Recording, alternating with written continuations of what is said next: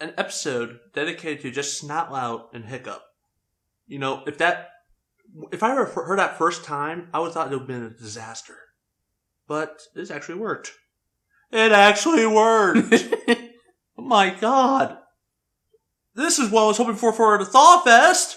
Why couldn't this happen for character development? I think maybe because it was more about Hiccup, but again, kind of like Twin Sanity, it opened a door. Yeah. For a concept. It opened the door, but I was hoping for the follow-through. This is the follow-through. This is why I want more. Well, I think you've been spoiled by anime too much. Well, yeah, but still. I'm more about the characters. Yeah, I am more for the journey. Character development is part of the journey. Yeah, I'm okay. I'd be okay. Alright, if it took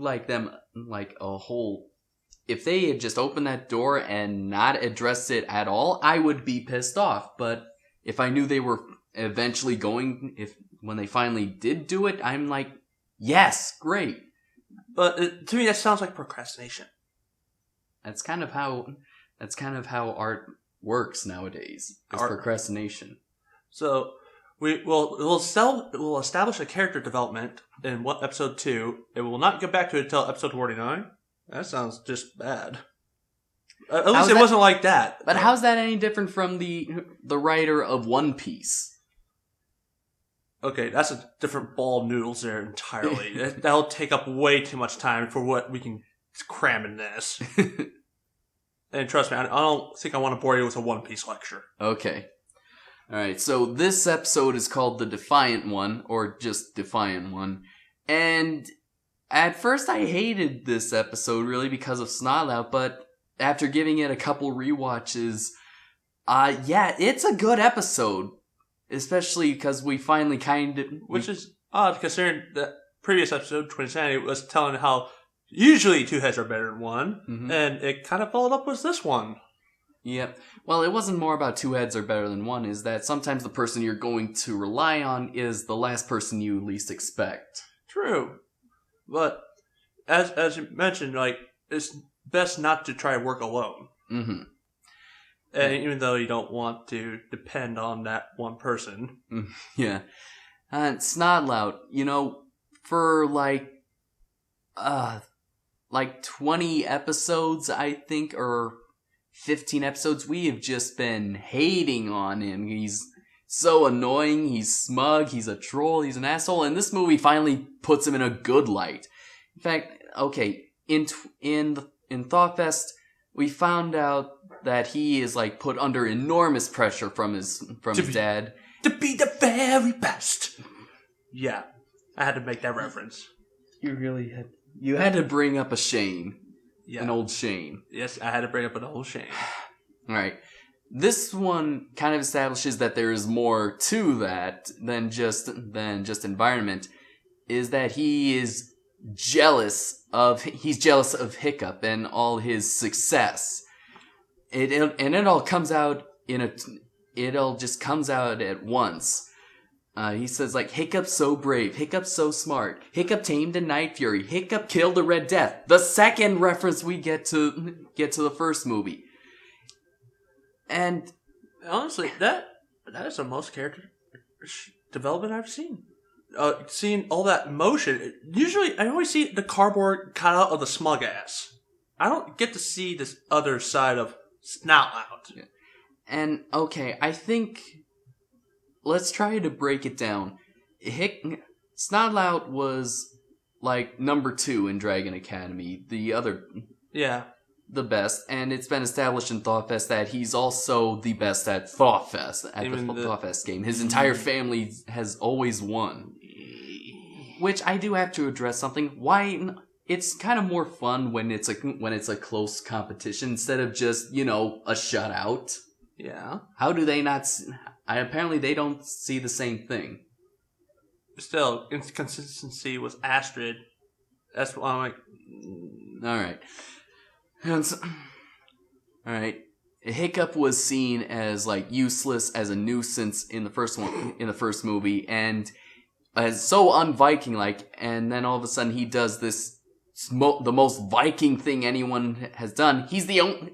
Let's bring this up. He's the only Viking in the movie to kill a dragon. Really think about that. Yeah. It does put some new perspective on the light. Yeah. He's the only character of that generation. No, in the entire movie.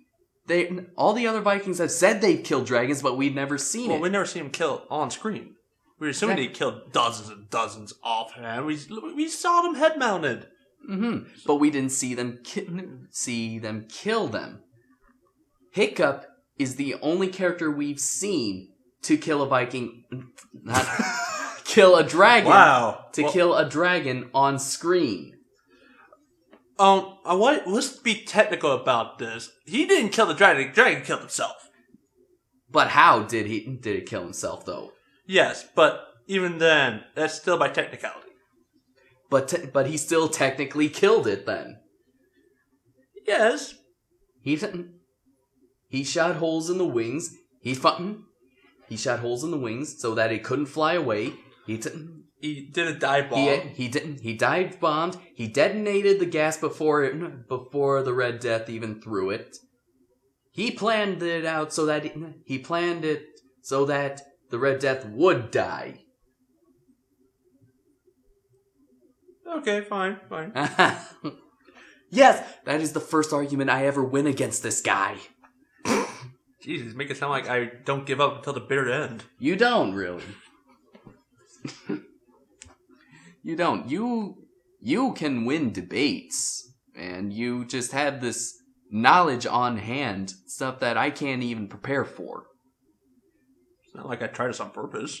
I know, you have a gift. I don't have that. I don't have that talent. Alright, but... No, the one thing I'm going to point out that I was like, dark decrepit land, charcoal trees, gray drab colors. I wonder, are we on some sort of evil island? Oh, I don't know. Maybe they could pass a sign that says Evil Island. Yes, or we could have just passed a sign that said Alvin's territory. No, I had to take a guess. I'm like, John, is this Alvin's land? Mm-hmm. Yes, How it did is. I guess? Alright, at first when they're kind of thrown onto the island by chance because SNOTLOUT, being his usual pig-headed self, thinks that his way is the best. His way is the best. You know, Hiccup says one thing, I'm doing the other. My way or the highway. Mm-hmm. And so Hiccup, pretty much being the only kind-hearted person in the show and in the movies, goes after him. No one else will. Of course, he's the hero. Mm-hmm. And they get caught in a water spout, and that's when you have that's like when a tornado is over the water. Wow, Berk has really inconsistent weather. I know, it gets lightning, it gets tornadoes, it gets sudden ice age storms. I say, well, I can understand the ice storms because they are in the north. They are in the north. But that rapidly is foretold by a bucket. That's not inconsistent weather. That's just weird weather predicting instruments. I wonder if we should tell our weather reporters to try that same thing. I don't know. They probably think we're crazy. All right, but anyway, they're caught in the water spout. Toothless's tail is destroyed, and so they land on Outcast Island. And at first, they're just butting heads with each other. SNOTLOUT is spouting this whole thing like, I am teaching you how to survive since you don't know anything by eating stuff I don't know anything about. Yeah, eats. The berries that... How do you think I'm talking to this? He eats berries that swell his tongue. Absolutely.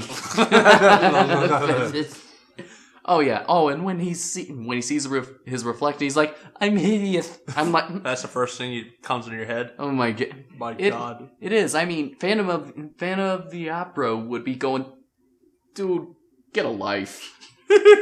He thinks he's the Casanova. I know. Well, he's not. He's a wannabe. No. No, he's like... Is that you? That was my phone. That was... Okay. No, he's like, Heather, right back. And she just goes... No. So, he thinks he is the womanizer when he's just... fail. Yes. And, well, I gotta give him credit is that he just always picks himself back up. He does not quit. There's no staying down. So, that's kind of admirable. Yes. But the thing I have to wonder is like, okay, damn, SNOTLOUT is so badass he can take on a full-grown Viking. Yeah. No, I'm like... Yeah, these outcasts, they're supposed to be like, they're like even bad by Berk standards. Yeah, so, what? I don't know. Did he suddenly get some super speed? Not super strength? I don't know. Maybe it's like that stormtrooper effect. If you join the dark side, then your aim sucks. We're now bad Vikings. Our stats now just decreased by half. Mm-hmm.